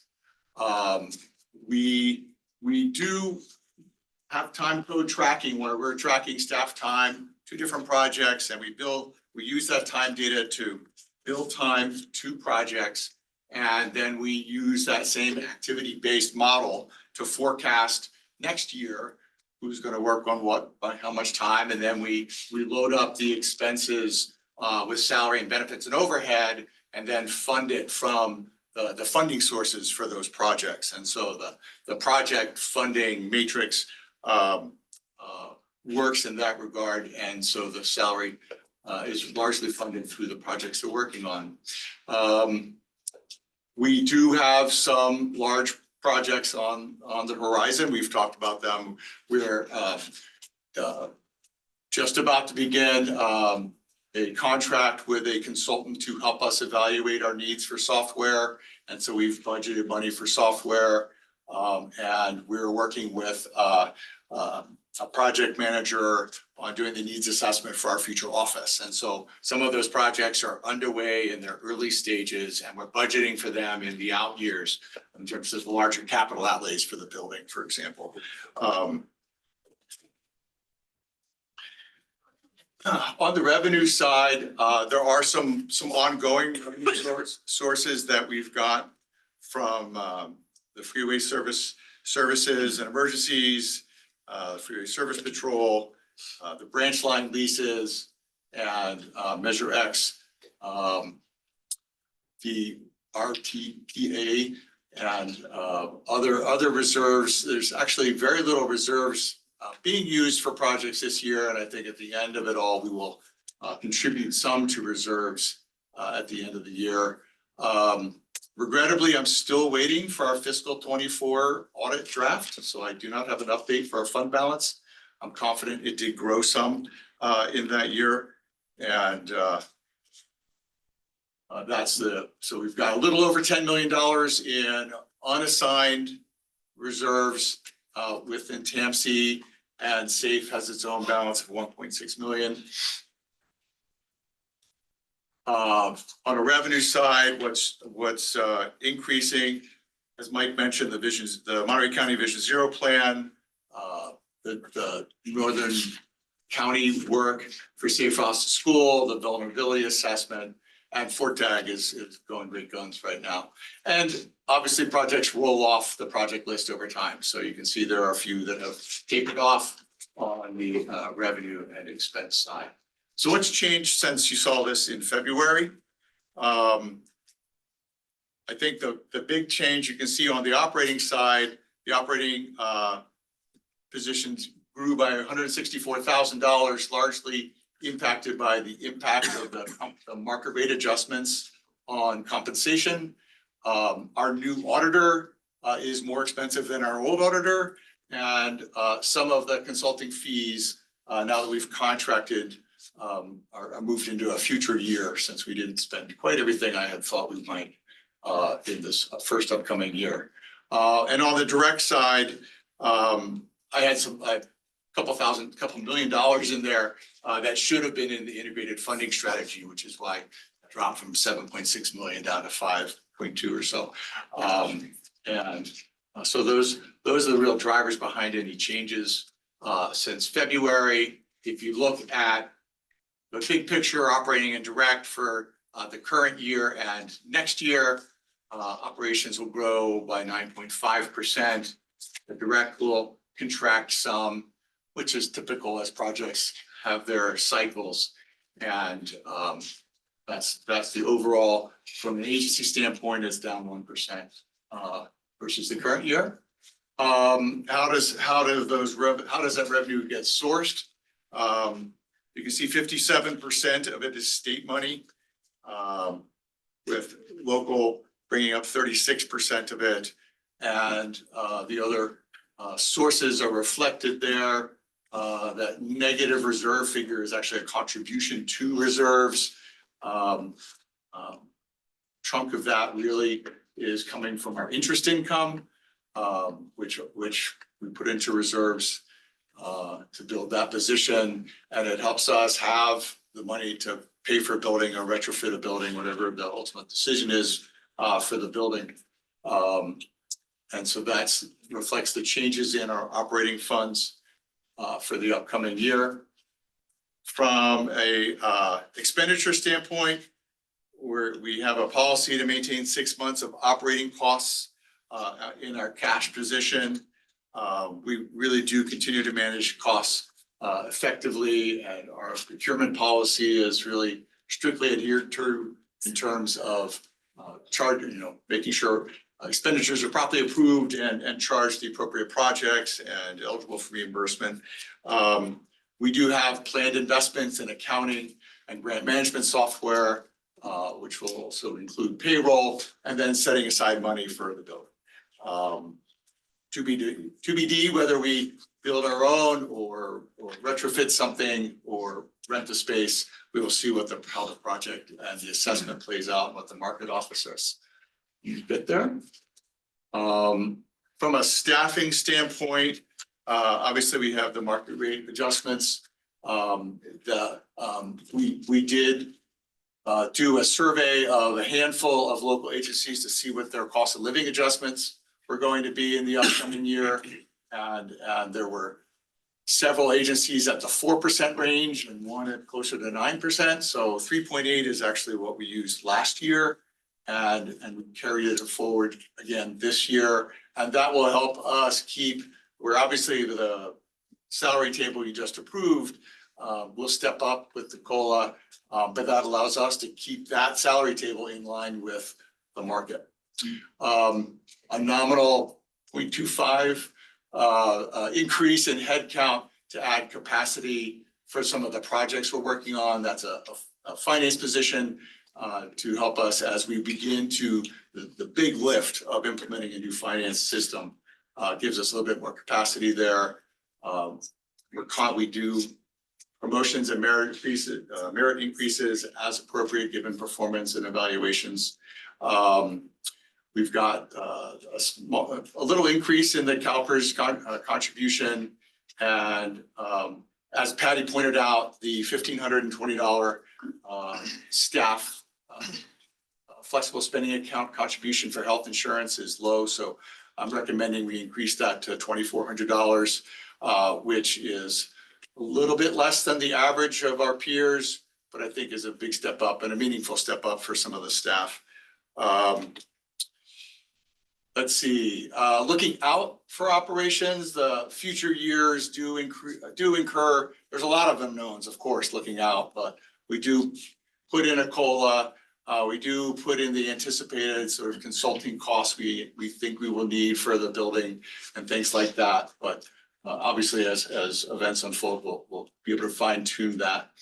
On the direct program side,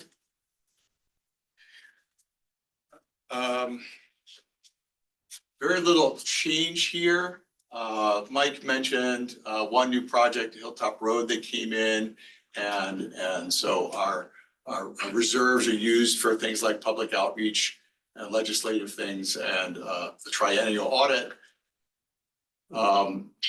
Looking at the numbers on the direct side, there is the $300,000 in federal money. We forecasted it early in the current year. We think it'll happen next year. And you can see how that breaks down. Really, it's 43% state funding, 28% local. There's certain activities that get funded through reserves, and the unrestricted reserves. Again, you can see how that has grown over years. It contracted in 22-23. That was a planned contraction, given some expiring funding sources at the time. But as I mentioned, I do anticipate 23-24 to have groans. And I think the new auditor do a better job at keeping us on track with these reports. So the recommended action is the resolution that encompasses all of the actions needed to support the budget and the agency out into the future years. So I will leave it there and open the floor for questions. Thank you, Mr. Geis. Thank you, Mr. Zeller. Any questions or comments from the board this time? Yes, Mr. Smith. Yeah, if we could go back about 5 slides where you were talking about 3.8%. Yeah. Yep, one more forward. You go past. Yeah, there we go. So the staffing is 3.8% cost of living adjustment. But when I look at the projections under personnel detail, total expenditures looking out 3 years, in the 26-27 estimate, it shows percent change salaries, 3%, benefits 7.4%, and those are estimates. Right. With a total estimate of 4.5%. So could you help me understand the differences of this figure? That this is an assumption moving forward that's 3.8, but this chart is telling me 3. Right, and so in what's going on there is a couple of things. We've had our old, we paid off, the board approved in this current year that we tried to pay off our unfunded liability. Which at the time that it was approved was 1.47 or so. By the time, and the board approved 1.5 payment, which is what we did this year. Our UIL had grown to a couple $100,000 more than that. And so after making $1.5 million payment, we're left with a balance. They bill us an annual contribution towards that every year. And that's based upon our old balance of $1.7 million or so. So the payments on that have been included in our salary and benefit costs. And so that's a chunk of the compensation cost, where it's about $122,000 that's rolling out of future years because we retired the big debt. Right, okay, that makes sense, and it might be helpful for the auditor, I'm not sure, but some kind of an asterisk that reflects in here why there's a difference between the assumptions of estimates versus the actual. And it's accounted for, as you said, the board approval of the pay down. If you could go forward with one slide more.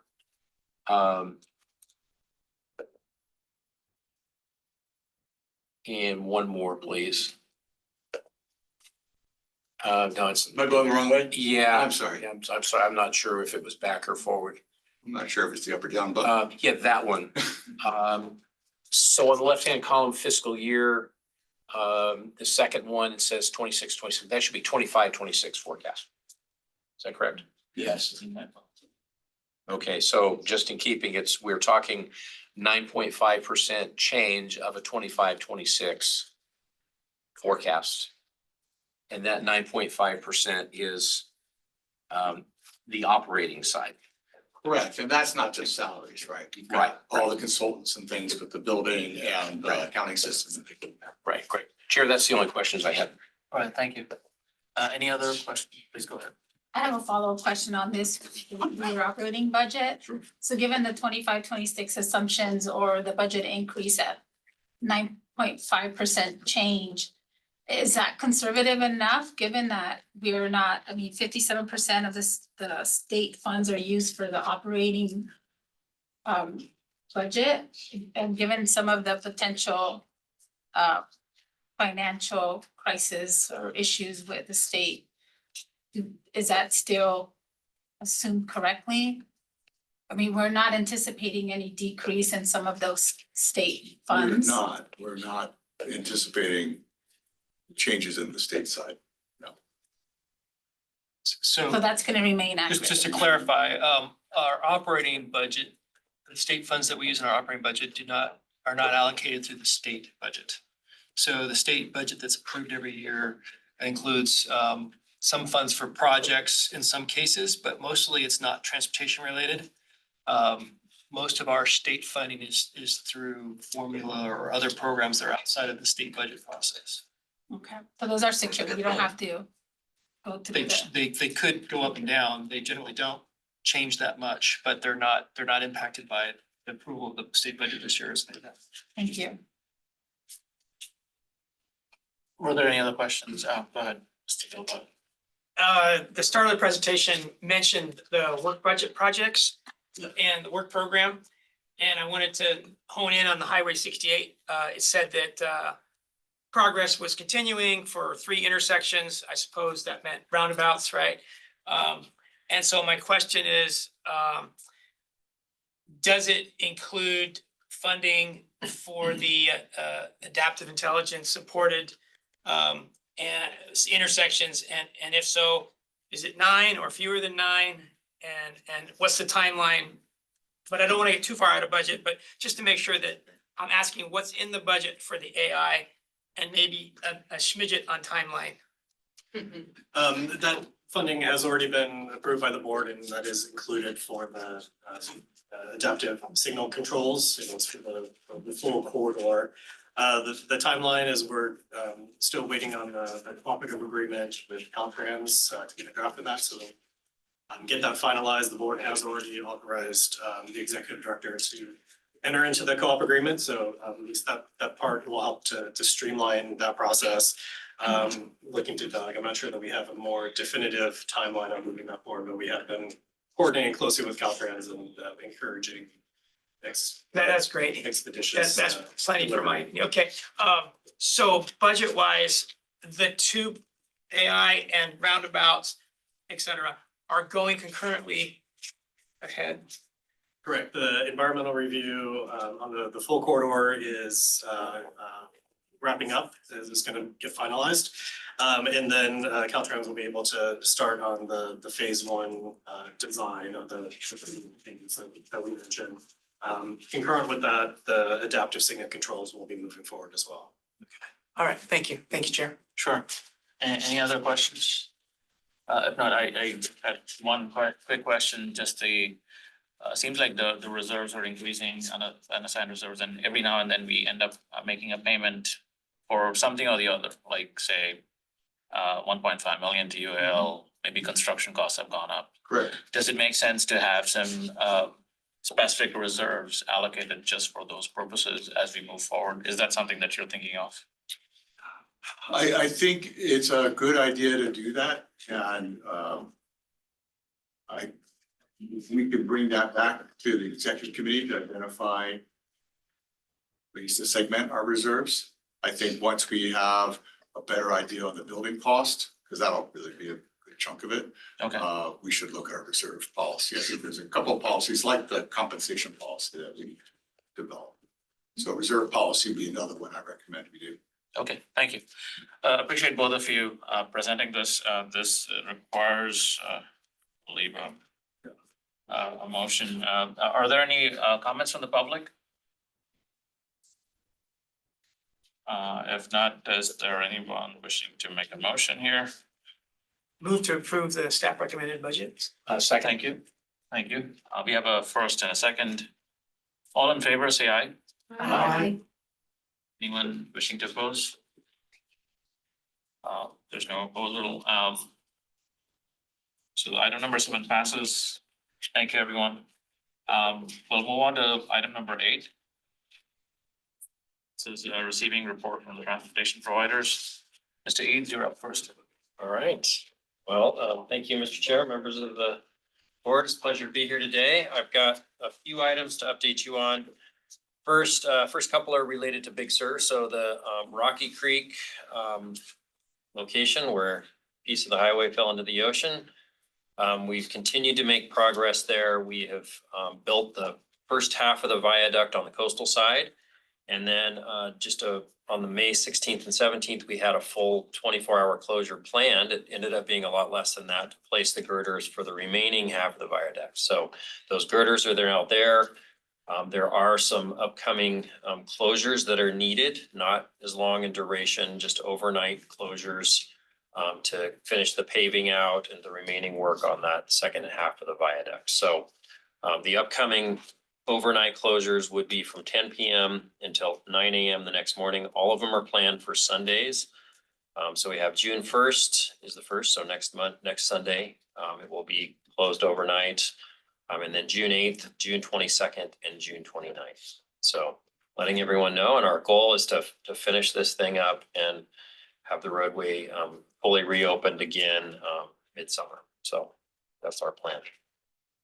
Next thing I want to talk about was Regent Slide, which has continued to be a lot of fun to work on and has continued to throw some curveballs at us. So last month when I was here, I announced that we are using remote controlled equipment on the slide. That's helped us to have an extra measure of safety and actually continue to do more work than we would otherwise be able to do in some challenging conditions. So that's continued to work well for us. We're continuing to use that equipment, and the operators have become more adept at using it. We have two bulldozers outfitted with that remote control technology. However, recently we had a situation where we've had, again, some cracking and movement above the work area. So we've repositioned, we already sent this out in a press release, but for those of you who did not see it, we've repositioned back up the hill a little bit, just immediately above the area that we were working before. And so we're using a technique that we've used in the past at Regents and other locations where we're using horizontal dowels into the area, into the slide area to provide stabilization. And we're going to continue that strategy as we move down the hill. So we're realizing that there's just enough unstable material up there, and the surface of the cuts and the like are such that we just need to make sure we have ongoing stability, that we're going to do that doweling strategy as we continue down the slide. So a bit of a pivot. However, we're continuing to work 7 days a week with extended hours, and we'll continue that work. The goal is still to get it done as quickly as we can. As we also announced, we're looking at having it closed through the summer. You can still access Big Sur, get to it from the north, you can get to it from the south, depending on where you want to go. Regents is still the closure point, and we're still doing everything we can to get it open as quickly as we can. As has been brought up a few times, the automated traffic signal control system, we're working on a final co-op. We'll send that to TAMC as soon as it's ready for final reviews and signatures. I'm assuming that we have that signed and approved in June or early July. We anticipate installation to occur in fall of 2025. So we're on track with where we have been discussing in the past. There's a lot of legal reviews and stuff that goes into our co-op process, but that is moving forward and we're making progress. And so with the authorized amount, we do anticipate, installing all 9 intersections. And another nuance but important factor for us is that our engineering services group up in headquarters that does structural evaluation has determined that it's okay to place additional equipment on the mast arm. So that was one of the factors that was some level of uncertainty that we need to work through, that they may move through that. So we're in good shape there. And then on the larger 68 corridor improvement project, we are nearing completion on the final environmental document, and we expect it to be approved in June. So progress is being made there. And then once that's done, we'll be moving from the environmental phase into the plan specification and estimate phase, or PS&E and right-of-way phases. And at that time, we're going to be working on, detailed design plans, permitting, utility relocation plans, and then acquisition of the TCEs, or temporary construction easements, that we would need for utility relocations. So exciting to continue to see that project move forward as well. And then the last thing I wanted to mention is that we are beginning work on a SHOP-funded highway safety and drainage project, the northern part of Prunedale on US 101. It's project C14 in your packet. And we're beginning work on that next Monday. So you'll start to see construction activities out there. And we expect to finish that work by the end of the calendar year. And it involves work between Crazy Horse, just around Crazy Horse Canyon Road to Dunbarton Road. And it involves drainage improvements, upgraded concrete barriers, and new guardrails. And then that work will primarily take place at night. So there will be some lane reductions and the like at night. We're going to be working Monday through Friday. Sunday through Friday from 7 p.m. to 5 a.m. on most days. And then Friday through Monday, we'll be working from 8 p.m. to 5 a.m. So mostly overnight work. That's all I have. Happy to take any questions. Thank you. Any questions? Question. Yes. Two questions. One's a little bit theoretical, so it can be very brief in your answer. Do you think that in 40, 50 years at Big Sur, we'll still be applying the best technology to repair slides? Well, the challenge with Big Sur is, the mountains and the geology there is continuing to move towards the ocean. So there's just, many slides that have been active throughout the years. Sometimes they reactivate, sometimes they stay stable for years. Right. We're doing everything we can when we're making improvements to think ahead about, the severity of storms that we're seeing and fires and the like. And so we're adding infrastructure, improving the infrastructure we have in ways that can be more resilient. So we're thinking about that. We're upsizing culverts, doing other things where we can. But the reality is, we will continue to have slides on Big Sur. So hard to predict exactly what the future looks like, but our goal is to continue to maintain access. We see it as an important resource that people enjoy from the world around. They come here to visit, and we're committed to keeping it open. So it doesn't come without its challenges, but we're All our right, thank you. intention is To the more mundane, on Highway 68, was there already an EIR done? No, there was a draft environmental document that was released for public review. And now we're wrapping that all up. We're responding to all the comments. We're finalizing the document. And that's the final environmental document. So the final environmental document is not an EIR? I don't It is think, the it an final. EIR? So it's, the draft had been reviewed and available for public comment. This is the final EIR where it's signed and adopted and completed. Litigations. Okay, thank you very much. Any other questions? And I don't see any hands raised from the public, so I'll move on to the next speaker here. Monterey Peninsula Airport, Mr. Miller, are you still here? Yes, I'm here. Can you hear me? Yes, you can. Couple ahead. quick items to announce. Thank you. First of all, our executive director, Mike Lapierre, retires on June 6th at noon. Mike has been with us for 10 years. He's going to be relocating in Arizona. During Mike's tenure, our cash reserves have gone up tenfold. And Mike also increased employments almost 100%, from a little bit over 180,000 to well over 300,000.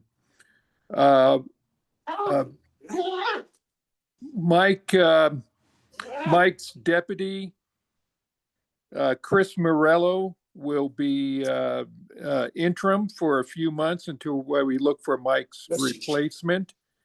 And finally, on Friday, June 6th, we're having the groundbreaking for our new terminal project. You're all invited to attend at 10 a.m. at the airport parking lot area where the new terminal will be located. Be well marked. If you can join us, please do. That's all I have to report, Chair. Thank you. And exciting news ahead for the airport. Any comments from the board or any questions? If not, I will move on to MST. Reinheimer? Yes, thank you. Lisa Reinheimer, Deputy CEO for MST. Well, the weekend traffic is back in full force on Highway 1 into the Monterey Peninsula. And that means it's trolley time. So the trolleys were deployed this last weekend on May 24th to help alleviate the congestion and provide that experience that visitors to Monterey really enjoy and love. Yesterday, we deployed a new Greenfield circulator within the city of Greenfield, and that is fixed route service that stops at regular stops while we have a transition time of the on-call service that's more of a door-to-door service, continuing through the month of May and then discontinuing as a, through the month of June and then discontinuing in the new fiscal year. Speaking of the new fiscal year, MST will be conducting a public hearing on the MST budget on June 9th. So we'll be open to hearing from the public on our budget. Also, I'm glad, hopefully Carl's not on Zoom right now. We're also celebrating Carl Sidorik's 25-year anniversary at MST. As long as he can make it, he's away with his ailing mother at the moment, but I'm crossing my fingers that he'll be there and we can celebrate the 25 years that he's contributed to MST. And then finally, on June 28th at 2 o'clock in the afternoon, that's a Saturday, we will be having a surf groundbreaking ceremony at the new 5th Street Station area. And you should have received an invitation. If not, let me know. We'll send you the e-invite for that celebration. We will have some good speakers and celebrate all of this, the work and accomplishments we've made to date in breaking ground. And speaking of the surf project, we are gradually starting to amp up our efforts with regard to tree removals to make way for obviously construction. And then if you see folks out on the Monterey branch line digging in the dirt, they are collecting seeds, which are required to be collected for our restoration and mitigation efforts.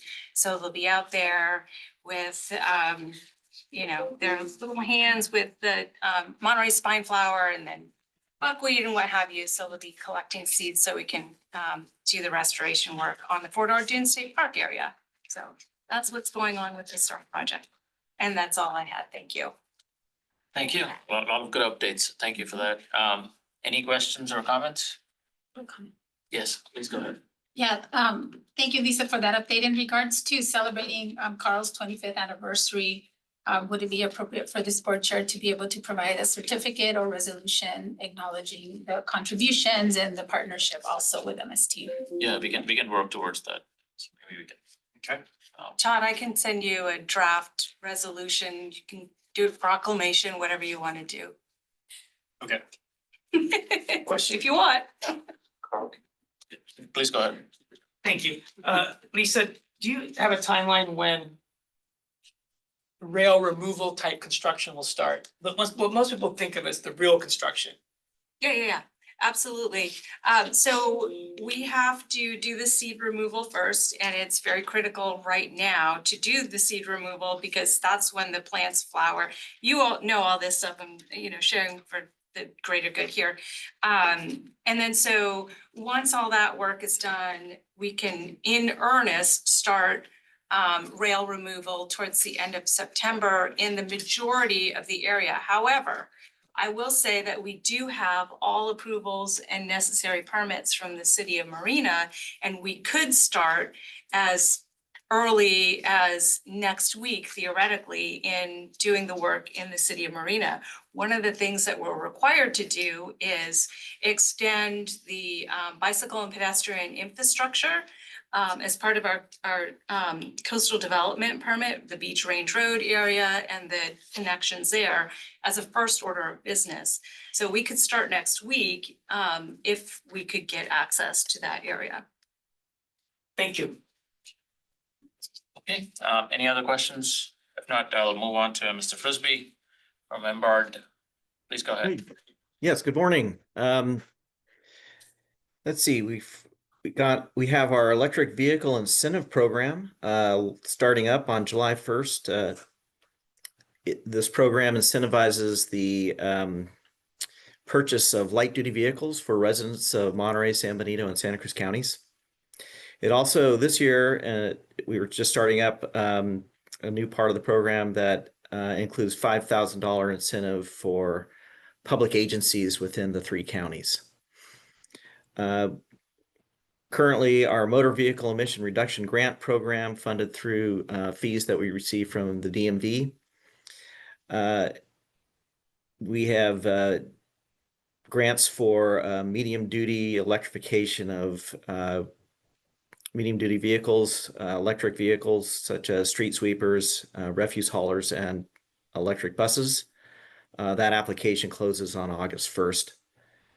And then finally, we have just opened a new DC fast charge station near the Walmart and the Boot Barn at North Davis Road in Salinas.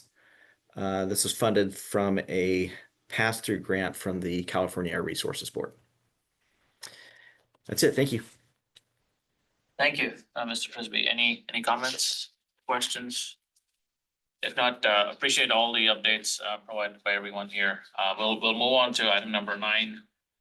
Were there any reports, any meetings attended by the board members at TAMC expense?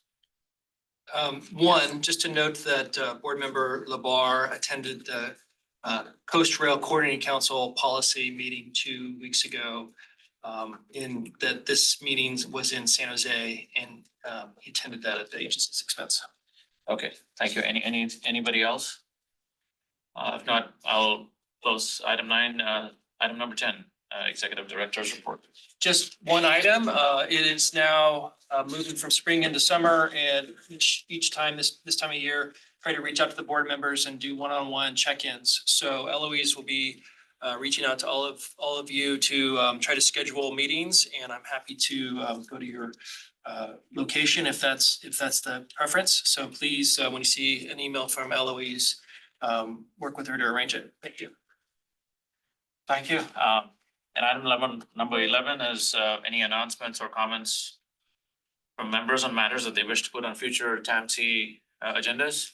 Anybody? Yes, Mr. Delgado first. I just want to say thank you to Todd and staff for putting on the last agenda the authority write-up about TAMC's legislative backing. Thank you. Thank you.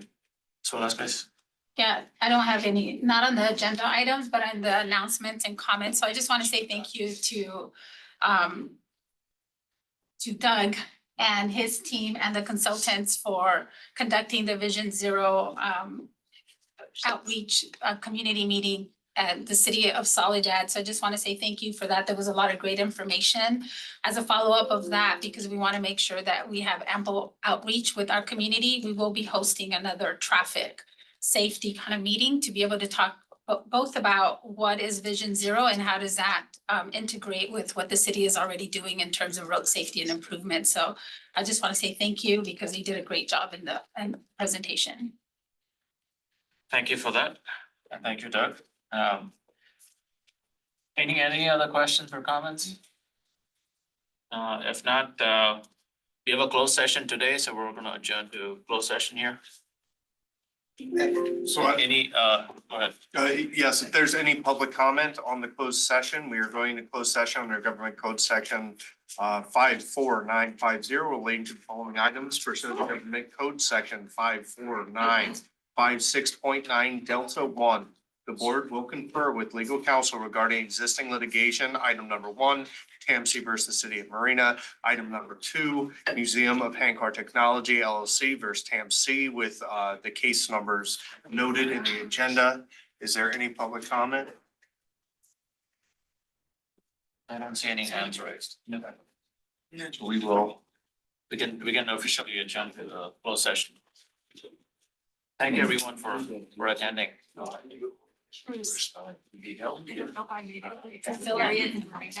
Check your phone.